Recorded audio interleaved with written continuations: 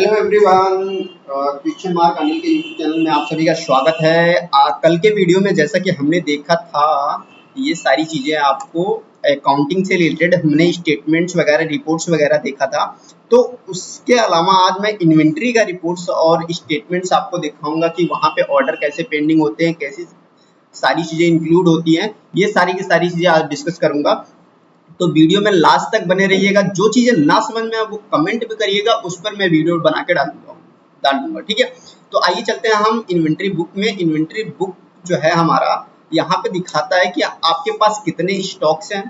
जैसे मैंने मॉनिटर लिया तो मॉनिटर पे कितने स्टॉक्स हैं, यहाँ पे उनका दिख जाएगा। एक्चुअल प्राइस क्या है, कितना आया है और कितना गया है, और कितना मेरे पास इसमें क्लोजिंग टाइम में है। ठीक है, ये आपके स्टॉक दिखा जाए। अगर कोई क्लोजिंग का स्टेटमेंट मांगता है कि भाई आपके पास क्लोजिंग के टाइम कितना स्टॉक है, कितना आया है, कितना गया है और कितना भी क्लोजिंग के टाइम में बचा हुआ है, तो ये स्टेटमेंट आपको प्रिंट करके देना होता है। ठीक है, तो नेक्स्ट में आपके गोडाउन्स में आपके कितने पड़े हुए हैं। जैसे मेन लोकेशन मेरा एक ही गोडाउन है, और भी बहुत सारे गोडाउन्स आप क्रिएट कर सकते हो। ठीक है, तो मेरे मेनली एक ही गोडाउन है, तो मैं एक ही गोडाउन को लेके चलता हूँ। मेरे अभी मॉनिटर जो है मेन गोडाउन में 7 अभी मेरे पास है। ठीक है, तो ये चीजें यहाँ पे गोडाउन के हिसाब से। Stock summary, stock group summary. अब यहाँ पे देखिए, मॉनिटर एक ग्रुप होता है। मॉनिटर के अंदर आपको बनाना होता है कि आप कौन सा आइटम्स ले रहे हो, मॉनिटर में कौन सा ब्रांड, कौन सी चीजें हैं।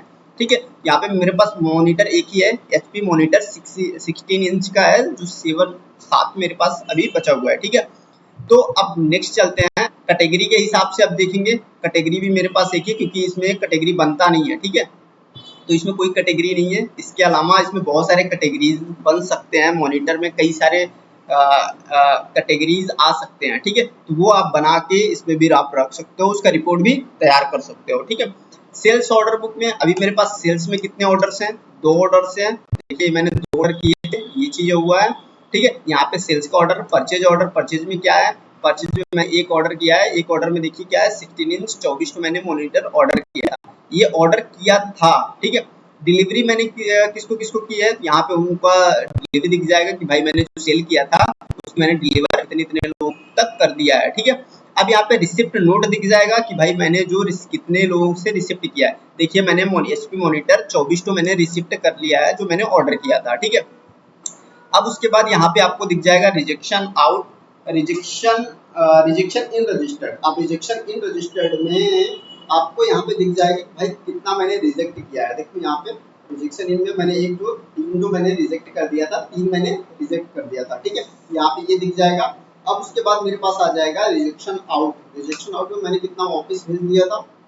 ठीक है, ये आपका रिकॉर्ड आ जाएगा यहाँ पे। अब स्टॉक ट्रांसफर जनरल रजिस्टर, अब आपने एक गोडाउन से दूसरे गोडाउन में कितना स्टॉक ट्रांसफर किया था या फिर किसी और को ट्रांसफर किया था, ये सारी की सारी चीजें आपको स्टॉक रजिस्टर में यहाँ पे आपको दिख जाएगी। ठीक है, स्टॉक ट्रांसफर जनरल रजिस्टर में। Physical stock register, physical stock में अगर आपके पास कोई फिजिकली स्टॉक पड़ा हुआ है, यहाँ पे पड़ा हुआ है, अगर उसमें चेंजेस अपने किए हुए हैं, वो चीजें यहाँ पे आपको दिख जाएगी कि भाई मैंने फिजिकल स्टॉक में कुछ मेरे पास और था और अभी मेरे पास कुछ और है। ठीक है, तो ये चीज यहाँ पे इसको मेंटेन किए होंगे, तो यहाँ पे ये दिखेगा। ठीक है, नेक्स्ट हम बाहर चलते हैं। अब देखते हैं हम statement of inventory. Statement of inventory में आपको देखने को मिल जाएगा स्टॉक क्यूरी। स्टॉक क्यूरी में आपके पास 16 मॉनिटर है, उसका सारा डिटेल्स कितना, देखिए कितना लास्ट परचेज ऑन कितना हुआ था और कब हुआ था। ठीक है, यहाँ पे देखो लास्ट परचेज कब हुआ था, ठीक है, और लास्ट सोल्ड कब हुआ था, ये डिटेल्स आया, और कितना हुआ और कितने का हुआ। ये बहुत इंपॉर्टेंट चैप्टर है, क्योंकि जब लास्ट हमारा परचेजिंग ही पता नहीं होता, लास्ट सेल कब हुआ था ये पता नहीं होता है, तो मुझे बहुत कंफ्यूजन हो जाती है। मुझे नहीं, सब हर एक अकाउंटेंट्स को कंफ्यूजन हो जाती है कि भाई कितना सोल्ड हुआ है। ठीक है, इस सभी चीजों को मेंटेन करना हमारी जिम्मेदारी है। तो ये चीज यहाँ पे आपको शो करता है। अगर कोई आपका जो मैनेजर है वो मांगे कि भाई मुझे last sale and last purchase और लास्ट सोल्ड क्या क्या हुआ है, वो चीजें की लिस्ट भेज दो मेरे पास। यहाँ पे डिटेल्स और किसको किसको भेजा है और किसको किसको सेल किया है, किससे परचेज किया है, वो यहाँ पे आपका शो रहा है। जैसे आज मैं कुछ परचेज करूँ तो यहाँ पे इसमें ऐड हो जाएगा पूरा। ठीक है, कितना करूँ वो भी ऐड हो जाएगा, कितना मैंने सेल करूँ वो भी ऐड हो जाएगा। ये आपको बहुत जरूरी है, ये आपको ध्यान देना है। ठीक है, नेक्स्ट आपका है मोमेंट एनालिसिस में कई सारे एनालिसिस होते हैं, stock group analysis, stock category analysis, stock item analysis, group analysis, ledger analysis. तो मैं थोड़ा सा इसको समझा देता हूँ एक प्रकार से। अब जैसे स्टॉक में मेरे पास मॉनिटर है, इसका टोटल एनालिसिस अभी कितना आया है और कितना परचेजिंग किया है मैंने, उन सभी का रिकॉर्ड यहाँ पे ये बना रहेगा day by day to day. अब यहाँ पे कैटेगरी के हिसाब से दिखा रहा है, ठीक है, सॉरी ग्रुप के हिसाब से दिखा रहा है, अब कैटेगरी के हिसाब से दिखाएगा ना। वही चीज आपको स्टॉक आइटम एनालिसिस के हिसाब से दिखाएगा कि भाई क्या है, कैसे, किससे मैंने परचेज किया था और किसको मैंने सेल किया। देखो ये सप्लायर है, राकेश क्या है, सप्लायर है, यहाँ पे सप्लायर का डिटेल्स है, ठीक है, और यहाँ पे बायर्स मैंने किसको इसको बाई किया है वो डिटेल्स है, मॉनिटर्स, ठीक है। ये चीजें हमें ध्यान में रख के चलना पड़ेगा, ठीक है। ग्रुप एनालिसिस, ठीक है, यहाँ पे देख सकते हो ग्रुप एनालिसिस है, ये सारी चीजें। अब यहाँ पे बैंक में हमारे पास कितना है, ठीक है। अब यहाँ पे क्रेडिटर डेबिटर में क्या है, देखो मैंने मॉनिटर से सोल्ड आउट किया, ठीक है, और मैंने ये परचेज किया था, ये सारी की चीजें यहाँ पे आप डिस्कस कर सकते हो लेजर के हिसाब से। लेजर में मैंने मिस्टर कृष्णा को कितना आइटम बेचा, ठीक है, मोहन से क्या मैंने लिया था, कितना परचेज किया था, श्याम से मैंने कुछ परचेज किया था, मिस्टर सोनू का कोई रिकॉर्ड है इसमें, ठीक है भाई, परचेज क्या सेल किया था इनको, ठीक है। यहाँ पे देखो दिख जाता है कि यहाँ पे मैंने परचेज किया था या फिर सेल किया था। ये सारी कभी भी जरूरत पड़ती है, जिसको मैंने सेल कर रहा हूँ उससे कुछ चीजें मैंने परचेज भी करना है, ठीक है, तो वो चीजें यहाँ पे आपको दिखने लगेगा। अगर परचेज किया तो परचेज में दिखेगा, सेल किया तो सेल में दिखेगा, ठीक है।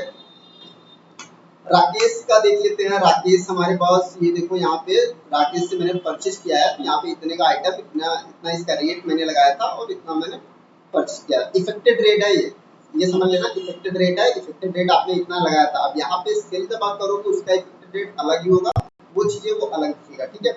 अब स्टेटमेंट इसमें कितना है, इसमें तो मैंने सेल और परचेज किया ही नहीं था। दूसरा अगेंस्ट एनालिसिस मॉनिटर्स में एक दिखेगा मेरे पास, ये अभी मेरे पास टोटल क्वांटिटी कितनी है प्रेजेंट टाइम में, ठीक है, 7 45 दिन का रिकॉर्ड दिखता है, ठीक है, इसमें टोटल 45 दिन का रिकॉर्ड दिखता है। प्रेजेंट टाइम में कितना आपके पास रिकॉर्ड, कितना आपके पास क्वांटिटी है, उसकी वैल्यू टोटल कितना है, ये सारा का सारा चीजें यहाँ पे आपको दिखता है, ठीक है। और भी जैसे 45 से 90 दिन हो जाएगा, 90 टू 180 दिन का अगर रिकॉर्ड देखना है तो यहाँ पे दिखने लगेगा, ठीक है। ये डिटेल्स आपको यहाँ पे शो होने लगेगा, ठीक है। रिकॉर्ड स्टेटस, जब आप रिकॉर्ड स्टेटस खोलोगे दो ऑप्शन खुलेगा, स्टॉक ग्रुप और स्टॉक कैटेगरी। यहाँ पे जब इंटर करोगे तो यहाँ पे फिर से वही सेम चीज, सेम सिचुएशन कि भाई कितना क्लोजिंग स्टॉक है और नेट अवेलेबल अभी प्रेजेंट टाइम में अवेलेबल कितना, ये दिखेगा। और यहाँ पे नेक्स्ट वही सेम चीज, यहाँ पे आपको कैटेगरी दी जाएगी, कैटेगरी में मॉनिटर आपने कितना क्लोजिंग स्टॉक है कितना नहीं है, ये चीजें आपको कैटेगरी के हिसाब से। तो मैंने कैटेगरी में कुछ बनाया ही नहीं था ना, सिर्फ मैंने ग्रुप के हिसाब से चल रहा हूँ, ये ध्यान रखना है, ठीक है। तो ग्रुप यहाँ पे हो जाएगा। कॉस्ट एस्टिमेशन, कॉस्ट एस्टिमेशन में आपको मॉनिटर का कॉस्ट एस्टिमेशन दिख जाएगा, कितना कॉस्ट है, कितनी क्वांटिटी है, ये सब चीजें पार्टिकुलर में आपको डिफॉल्ट में दिख जाएगी, ठीक है। यहाँ पे आपको सेल ऑर्डर आउटस्टैंडिंग दिख जाएगा। अब ये चीज बहुत इंपॉर्टेंट है कि भाई मैंने जो सेल किया है, ठीक है, एक ग्रुप देखो देखने का अलग अलग तरीका है, स्टॉक ग्रुप से देख सकते हैं, स्टॉक कैटेगरी के, स्टॉक आइटम या फिर लेजर से। मैं ऑल ऑर्डर पे क्लिक करता हूँ, ठीक है। यहाँ पे आपके पास कितना आपने ऑर्डर किया है, उसको अभी तक डिलीवर नहीं किया है, वो चीजें यहाँ पे शो होगी, ठीक है। अब नेक्स्ट हमारा परचेज आउटस्टैंडिंग, यहाँ पे भी वही सब कुछ सेम दिखेगा। यहाँ पे आपने कितना परचेज किया है और अभी तक कितना रिसीव्ड नहीं किया है, वो चीजें यहाँ पे आपको दिख जाएंगी, ठीक है।